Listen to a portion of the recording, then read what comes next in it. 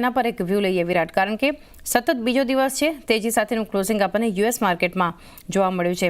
એની સાથે સાથે ખાસ કરીને નજર કરીએ અમુક જે મેક્રો ડેટા છે, રિટેલ વેચાણ જે છે એના પર છે, સાથે સેન્ટ્રલ બેંક પર એક ફોકસ આપણને આવતું દેખાડ્યું છે. ક્રૂડની ચાલ અગર જોઈએ તો, અને એની સાથે સાથે ટ્રમ્પ તરફથી ટ્રમ્પનું જે ટ્રુથ સોશિયલ પર એક નિવેદન આપણને આવતું દેખાડી રહ્યું છે. તો ઓવરઓલ જે આપણને હેન્ડઓવર મળી રહ્યું છે, એશિયા એક ખાસી મજબૂતી આપણને બતાવી રહ્યું છે. આ સંકેતો કઈ રીતે જોઈ રહ્યા છો તમે? સો વેરી ગુડ મોર્નિંગ ચાંદની. જે રીતના આપણે જોઈ રહ્યા છે કે ઓવરઓલ ગ્લોબલ ક્યુઝ આપણને સારા એવા પોઝિટિવ બનતા જોવા મળી રહ્યા છે. બોટમ સાઇડથી આપણને યુએસ માર્કેટમાં સારું એવું રિવર્સલ બનતું જોવા મળી રહ્યું છે. જે જગ્યા પર આપણે જોઈ રહ્યા હતા કે આપણને બેક ટુ બેક ઓલું બ્રેકડાઉન બનતું જોવા મળી રહ્યું હતું. હાયર એન્ડથી આપણે એક સ્ટ્રેટ ફોલ બનતો જોવા મળ્યો હતો. S&P 500ની વાત કરીએ તો 6150ના લેવલથી આપણે નીચે 5550ની નીચે પણ સ્લિપ થતું જોવા મળ્યું. ત્યાંથી આપણને bottom reversal sort of formation form થતી જોવા મળી છે, ને ત્યાંથી આપણને તેજી સાથેના સંકેતો બનતા જોવા મળી રહ્યા છે. નાસ્ડેકમાં પણ આપણે વાત કરીએ તો નાસ્ડેકમાં પણ 19,250ની આસપાસના લેવલ્સથી આપણને બાઉન્સ આવતું જોવા મળી રહ્યું છે. અને ડાઉ જોન્સને પણ આપણે જોઈએ તો ક્યાંક ને ક્યાંક એમાં પણ આપણને એક સારી એવી રિકવરી બનતી જોવા મળી રહી છે. હવે અત્યારના યુએસના ત્રણ ઇન્ડાઇસીસ 200 દિવસની એક્સપોનેન્શિયલ મૂવિંગ એવરેજના નીચેની આસપાસ આપણને ટ્રેડ થતા જોવા મળી રહ્યા છે. તો ક્યાંક ને ક્યાંક અહીંયાથી આ લેવલને સરપાસ કરવા થોડા ઇમ્પોર્ટન્ટ રહેશે. જે રીતના ડાઉ જોન્સને જોઈએ તો 42,000ના લેવલ્સ છે, જેના ઉપર સસ્ટેન થવું ઇમ્પોર્ટન્ટ રહેશે. નાસ્ડેક માટે 20,100ની આસપાસના લેવલ્સ છે, અને S&P 500ની વાત કરીએ તો 5,700ની આસપાસના. તો અત્યારના ઘણા ક્રુશિયલ લેવલ પર આપણને યુએસ માર્કેટ ટ્રેડ થતા જોવા મળી રહ્યા છે. જે રીતના તેજી આવી રહી છે, એ રીતના લાગી રહ્યું છે કે બોટમ સાઇડથી આપણને આ યુએસ માર્કેટમાં એક તેજી જે છે એ યથાવત રહેતી જોવા મળે. સેકન્ડલી અગર વાત કરીએ યુરોપિયન માર્કેટની, તો યુરોપિયન માર્કેટથી પણ આપણને ખૂબ જ સારા સંકેતો મળી રહ્યા છે. જ્યાં આપણે જોયું કે FTSE, સેસ અને ડેક્સ બધું જ આપણને નિયરલી 0.5% વધારે ઉપર ટ્રેડ થતું જોવા મળી રહ્યું છે. એશિયન માર્કેટની વાત કરીએ તો ત્યાં પણ આપણે જોયું કે ઓલમોસ્ટ બધા જ ઇન્ડાઇસીસ આપણને 1% ઉપરની આસપાસના લેવલ્સ બનતા જોવા મળી રહ્યા છે. સેન્સેક્સમાં 1.5% વધારેનો ઉછાળો, સ્ટ્રેટ ટાઈમ્સમાં 1% વધારેનો ઉછાળો, નિકેમાં 1.5% આસપાસનો ઉછાળો છે.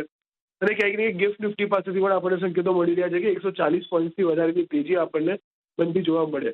તો જે રીતના ગ્લોબલ ક્યુઝ છે કે ગ્લોબલ સંકેતો છે, એનાથી જોતા લાગી રહ્યું છે કે આજે ઇન્ડિયન માર્કેટમાં કદાચિત આપણને એક સારી એવી મોમેન્ટમ બનતી જોવા મળી શકે છે. ઓપન પ્રાઇસ જ આપણને ક્યાંક ને ક્યાંક 22,600ની ઉપર આપણને ઓપન થતું જોવા મળે. જે થ્રુ આઉટ ધ ડે જેની રેલી જે છે એ આપણને મેન્ટેન થતી જોવા મળી શકે છે. તો અત્યારના માટે એક positive Outlook overall global cues અને ઇન્ડિયન માર્કેટ માટે. ઓકે, ઓવરઓલ એક ગ્લોબલ ક્યુઝ તમે જુઓ, ભારતીય બજાર માટે એક ઘણા પોઝિટિવ સેટઅપ, અને ગિફ્ટ નિફ્ટી મજબૂતી તમે જુઓ લગભગ 140 પોઈન્ટ્સની મજબૂતી હતી. અત્યારે 250 અંક નિફ્ટી ઇમ્પ્લાઇડ ઓપન તરફથી સંકેતો છે કે મજબૂત શરૂઆત બતાવે.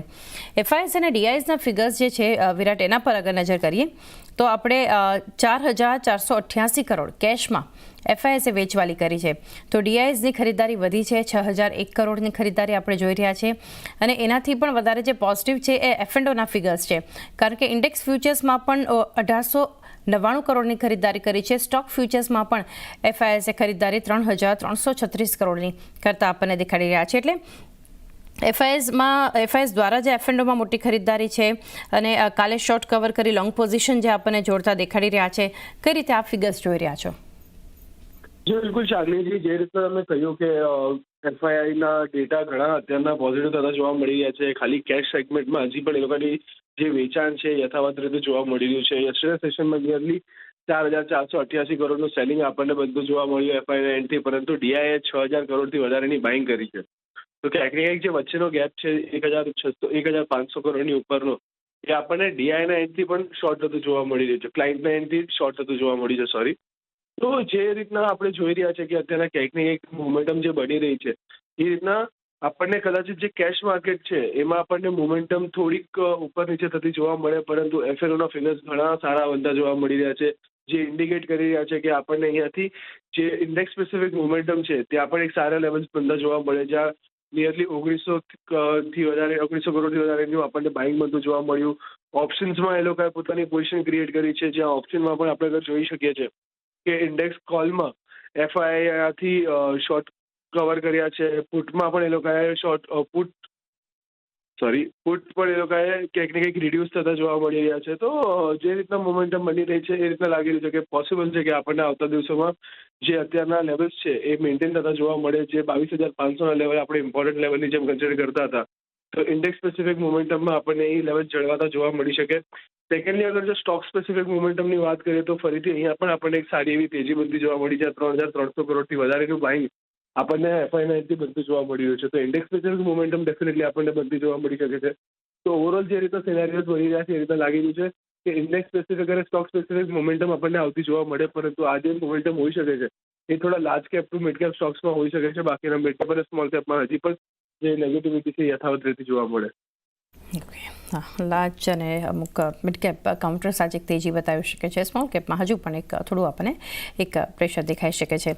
સ્ટ્રેટેજી હવે બનાવીએ વિરાટ નિફ્ટી માટે, તો 22,500ની ઉપર 0.5% મજબૂતી સાથે જે એક સ્પોટમાં આપણને ક્લોઝિંગ જે લેવલ્સ પર જોવા મળ્યું છે. નિફ્ટી માટે એક ગઈકાલે ઘણું સારું ક્લોઝિંગ રહ્યું અને આઈટી સિવાય બધા સેક્ટર્સ જે છે, બધા સેક્ટરની કંપનીઓ જે છે એ એક કન્ટ્રીબ્યુટ કરતી આપણને દેખાઈ હતી. એની સાથે જોઈએ કોલ રાઇટર્સ અને પુટ રાઇટર્સ નિફ્ટી માટે તો 22,600ની સ્ટ્રાઇક, ત્યારબાદ 700 અને 800 ઉપર, 22,400 ઉપર પુટ રાઇટર્સ, એની સાથે 22,300 અને 22,200 માટે. કઈ રીતે હવે એક વ્યૂ રાખો છો, કયા લેવલ્સ ધ્યાનમાં રાખીએ નિફ્ટી પર? તો નિફ્ટી પર જો અગર વાત કરીએ તો 22,500ના લેવલ ખૂબ જ ઇમ્પોર્ટન્ટ હતા, જેના ઉપર આપણને એપ્રિલનું ક્લોઝિંગ આવતું જોવા મળ્યું છે. સેકન્ડલી, આજે જે રીતના આપણે ગ્લોબલ ક્યુઝ ઇન્ડિકેટ કરી રહ્યા છે તો પોસિબલ છે કે આપણને 22,600ની ઉપર નિફ્ટીમાં કારોબાર થતો જોવા મળે. તો જે રીતના આપણે જોઈ રહ્યા હતા કે મેજર કોલ રાઇટર્સની પોઝિશન જે છે, જે મેજર હર્ડલ હતા એ 22,600ની આસપાસ બનેલા હતા. 500ના લેવલ પર આપણને ફરીથી પુટ રાઇટર્સની પોઝિશન બનતી જોવા મળી રહી છે, જે એક પોઝિટિવ સાઇન છે ઇન્ડેક્સ માટે. અને 600ની ઉપર અગર જો આજના દિવસમાં ઓપન થાય છે તો ક્યાંક ને ક્યાંક ત્યાં પણ આપણને પુટ રાઇટરની પોઝિશન બનતી જોવા મળે અને કોલ રાઇટરની પોઝિશન ઈઝ થતી જોવા મળી શકે છે. તો અહીંયાથી આપણે એક્સપેક્ટ કરી શકાય એવું છે કે 22,700, 22,750ના લેવલ આપણને નિયર ફ્યુચરમાં બનતા જોવા મળે, ત્યાં નીચેની સાઈડ પર 22,500 એક સ્ટ્રોંગ સપોર્ટની જેમ કામ કરતું જોવા મળી શકે છે. 22,500નો એક સ્ટ્રોંગ સપોર્ટ અને 700ની ઉપરના લેવલ્સ નિયર ફ્યુચર બતાવી શકે છે આપણને નિફ્ટી બેંકની સ્ટ્રેટેજી હવે બનાવીએ તો 48,354 જે આપણને ક્લોઝિંગ ગઈકાલે જોવા મળ્યું છે. નિફ્ટી બેંકમાં પણ 0.5%થી વધુની મજબૂતી સાથે આપણને ક્લોઝિંગ મળ્યું છે. દિગ્ગજ કંપનીઓ તમે જુઓ તો ICICI bank, axis bank, Kotak Mahindra બેંકનું ખાસું એક કન્ટ્રીબ્યુશન આપણને ગઈકાલે જોવા મળ્યું હતું નિફ્ટી બેંકની એક આ મજબૂતીમાં. હવે અહીંયા જોઈએ કે કઈ સ્ટ્રાઇક પર સૌથી વધારે કોલ રાઇટર્સ હતા એક્ટિવ, તો 48,800, ત્યારબાદ 49,000, 49,200 માટે એક્ટિવ કોલ રાઇટર્સ. નીચેની તરફ એક્ટિવ પુટ રાઇટર્સ 48,500, 48,200 અને 48,000ની સ્ટ્રાઇક. તો હવે શું વ્યૂ રાખો છો વિરાટ નિફ્ટી બેંક પર? તો આપણે ટેકનિકલ સેટઅપની પણ વાત કરીએ તો ક્યાંક ને ક્યાંક 48,000નો લેવલ એક સ્ટ્રોંગ સપોર્ટની જેમ કામ કરતો જોવા મળ્યો છે. પ્રીવિયસલી પણ આપણે જોયું હતું કે આ જ લેવલની આસપાસથી આપણને બાઉન્સ આવતું જોવા મળ્યું હતું. એક સારો એવો ડિમાન્ડ ઝોન આપણને 48,000ની આસપાસ બનતો જોવા મળ્યો હતો. તો અત્યારના પણ જે રીતે આપણે જોઈ રહ્યા હતા કે 48,000ના લેવલ્સ પાસેથી જ આપણને સપોર્ટ લેતો જોવા મળ્યો અને ત્યાંથી જ અત્યારના આપણને પોઝિટિવ સાઇડ મોમેન્ટમ બનતી જોવા મળી રહી છે. ઓપ્શન્સના ડેટાની વાત કરીએ તો 48,500ની આસપાસ એક ઇમિડિયેટ હર્ડલ બનતું જોવા મળે, પરંતુ જો અગર એ લેવલ પર સરપાસ થાય છે તો ઉપરમાં 49,000 સુધીના લેવલ્સ બનતા જોવા મળી શકે છે. તો ક્યાંક ને ક્યાંક બેંક નિફ્ટીમાં પણ આપણને તેજી યથાવત નથી જોવા મળી શકે છે. અને જે રીતના યસ્ટરડે પણ આપણે ડિસ્કસ કર્યું હતું કે બેંક નિફ્ટીમાં અગર જો મોમેન્ટમ આવે છે તે કદાચિત એક આઉટ પરફોર્મન્સ આપણને નિફ્ટીની સામે આપતી જોવા મળે. તો અહીંયા પણ એવું એક્સપેક્ટ કરી શકાય કે 48,000 એક સ્ટ્રોંગ સપોર્ટની જેમ કામ કરે અને 49,000 સુધીના લેવલ્સ આપણને ઉપરની સાઈડ પર બનતા જોવા મળી શકે છે. તો બેંક નિફ્ટી માટે પણ એક પોઝિટિવ આઉટલુક રાખવાની. તો સ્ટોક સ્પેસિફિક મોમેન્ટમની વાત કરીએ તો બે સ્ટોક્સ છે મારા તરફથી જેમાં મેં બાઇંગ કરવાની રિકમેન્ડેશન રહેશે. પહેલું છે નમ ઇન્ડિયા, નિપોન ઇન્ડિયા. તો નિપોન ઇન્ડિયામાં અગર આપણે જોવા જઈએ તો લોઅર એન્ડ પર સારું એવું કન્સોલિડેશન બનતું જોવા મળ્યું અને યસ્ટરડે સેશનમાં એ લેવલ્સને સરપાસ કરીને એની ઉપર આપણને કારોબાર થતો જોવા મળી રહ્યો હતો. RSI મિડ પોઈન્ટને કવર કરીને એની ઉપર કારોબાર કરી રહી છે. 20 દિવસની એક્સપોનેન્શિયલ મૂવિંગ એવરેજ પણ બ્રીચ થઈ છે. તો ક્યાંક ને ક્યાંક અહીં આપણે એવું એક્સપેક્ટ કરી શકાય કે જે મોમેન્ટમ છે એ કન્ટિન્યુઅસલી જોવા મળી શકે, જ્યાં ઉપરમાં 670 સુધીના લેવલ્સ આપણને બનતા જોવા મળી શકે છે અને નીચેમાં 570 સુધીના લેવલ્સ આપણને બનતા જોવા મળી શકે છે અને નીચે 525ની આસપાસનો સ્ટ્રોંગ સપોર્ટ આપણને ઓબ્ઝર્વ થતો જોવા મળે. તો પહેલી રિકમેન્ડેશન હશે નમ ઇન્ડિયા બાય કરવાની સલાહ રહેશે. સેકન્ડ જે છે હુડકોમાં પણ આપણે જોયું હતું કે ઘણા સમયથી આપણને કન્સોલિડેશનની રેન્જની અંદર કારોબાર થતો જોવા મળ્યો હતો. એનો બ્રેકઆઉટ આપણને યસ્ટરડે સેશનમાં કન્ફર્મ થતું જોવા મળ્યું વિથ ગુડ વોલ્યુમ. તો અહીંયા પણ આપણે એવું એક્સપેક્ટ કરી શકાય કે મોમેન્ટમ જે છે એ ફરીથી તેજી સાઈડની આપણને અહીંયાથી બનતી જોવા મળી શકે છે. જ્યાં આપણે એક્સપેક્ટ કરી શકાય કે 185ની આસપાસના લેવલ છે જે સ્ટ્રોંગ સપોર્ટેશન કામ કરતા જોવા મળે ને ઉપરમાં 200 સુધીના લેવલ્સ આપણને બનતા જોવા મળી શકે છે.